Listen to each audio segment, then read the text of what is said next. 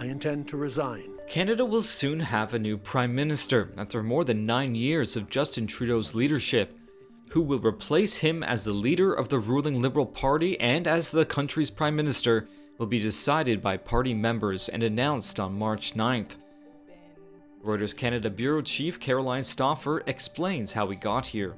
The real precipitating factor actually happened in December, though, and that was when his finance minister, Chrystia Freeland, resigned in a very surprising way. He kind of took the holiday period to think about the best way forward, but he did, of course, end up resigning shortly after the holidays.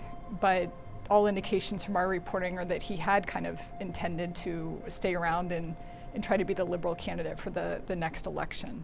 Running to replace Trudeau is Mark Carney, a former central banker who doesn't hold a seat in Canada's legislature. He's running as an outsider with considerable financial experience.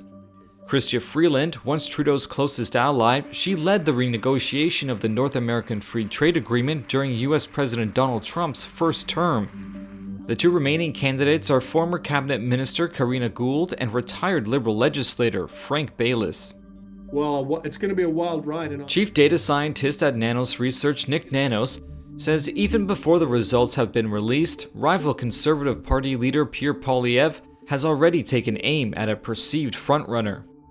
The Conservatives and Pierre Poilievre have come out swinging against Mark Carney like he's already won the leadership. So the expectation is that he's the frontrunner because of Pierre Poilievre's validation and also probably the amount of coin that Carney has raised.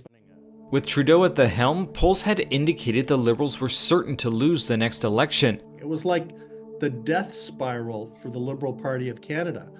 Now fast forward, Justin Trudeau stepping down, Donald Trump slapping on tariffs, the Liberal leadership kicking into play, and that 27-point advantage that the federal Conservatives had has, for all intents and purposes, almost vanished. The next federal election must be held by October 20th, but could come earlier or even almost immediately after Trudeau's replacement is named. Nanos says the next Liberal leader will have to work to separate themselves from the unpopular Trudeau, no matter who wins.